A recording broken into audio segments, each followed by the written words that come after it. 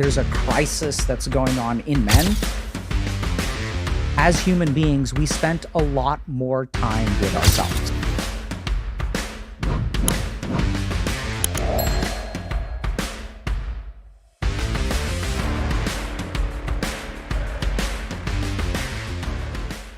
Is the shifting idea of what it is to be a man having an impact on people's sense of self and their purpose? 100%. So there's a crisis that's going on in men, and people think that this is new, but I don't think it's new. It's always been there. So if you look at even 50, 60 years ago, 80% of suicides are still going to be men.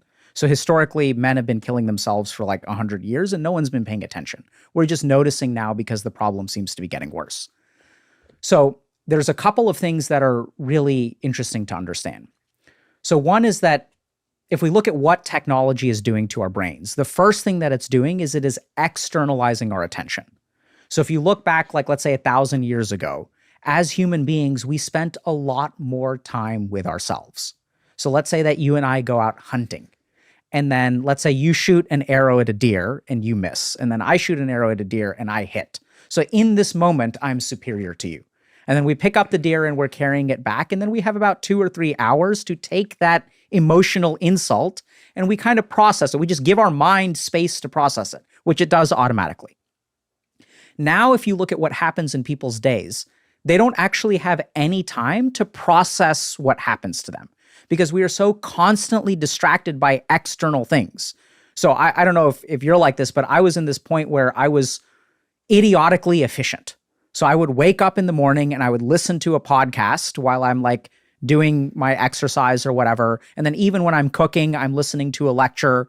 And then when I'm walking to the train, I have earbuds in and I'm listening to a lecture there. On the train, I'm reading. I wanted my life to be completely efficient. I didn't want to waste a single moment. I literally listen to the news in the shower. Right? So we don't want to waste time. And so if you really think about it, where's the attention of your mind? Your mind is pointed outside of you. And so then what happens is once we do not pay attention to ourselves, we lose sight of our internal signals. Literally in the same way that if you raise a child in a dark cave, the photoreceptors in their eyes won't develop. They will atrophy. So anything that the mind does not get access to will start to atrophy. If I don't practice Spanish, I'm going to forget Spanish. The brain is a very efficient organ. So as we externalize our attention, we lose sight of our internal signals. We don't know who we are anymore. And now if I don't know who I am, how do I figure out who I'm supposed to be? I pay attention to the outside. Where are the answers? They're on the outside. So this person is talking about masculinity. This person is talking about what it means to be a man. This person is talking about what it means to be a man. And now since I don't have any internal source of information, I'm trying to figure out what it means to be a man from the outside world. And this is when men get truly fucked. Because what it means to be a man, we are getting all kinds of mixed signals. So on the one hand, it means being physically fit. On the other hand, it means being a provider. On one hand, it means having sex with as many women as you can find. On the other hand, it means having sex with just one woman and being a really solid man and being a good father. And then there's also people telling us that being a man means that you're shit, right? That you're toxic, that your testosterone level makes you violent, that you're evil, that you're privileged, that there's a patriarchy, all this kind of stuff. So we're getting all this information from the outside about what it means to be a man. And so there are all kinds of interesting ramifications of this. So men in today's society are not allowed to complain. So if you complain and you're a successful person or a privileged person, everyone is going to think you're arrogant. Everyone is going to think, oh my God, who's this fucking guy? This guy doesn't know what my life is like. How does he have any right to complain? And even your mind will tell you this. You'll look at these people and you'll be like, yeah, I don't have a right to complain. But now we need to stop for a second and think about what it does to your psychology when you as a human being are not allowed to articulate your suffering.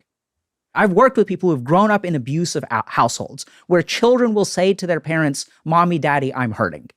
And the parent smacks him across the face. How dare you? You're so lucky. You don't realize the sacrifices I make for you. It's traumatizing to the child when they say, I am suffering and no one listens. This is what we're doing to the generation of men. People are saying, I am suffering. For 100 years, men have been killing themselves. 80% of suicides are men. The most dangerous thing for a man under 45 is themselves. And these people have been literally killing themselves because no one has been listening to them.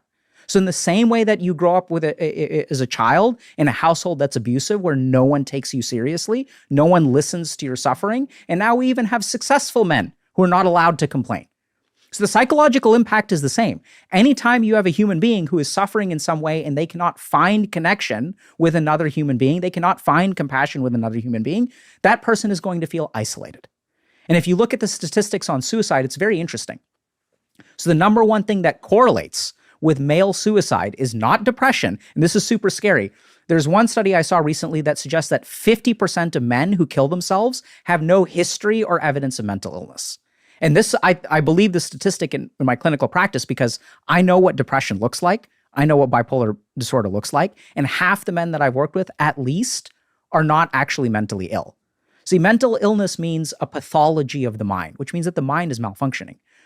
Most of the suicidal men that I work with, their mind isn't malfunctioning. They genuinely have a life that is no longer worth living.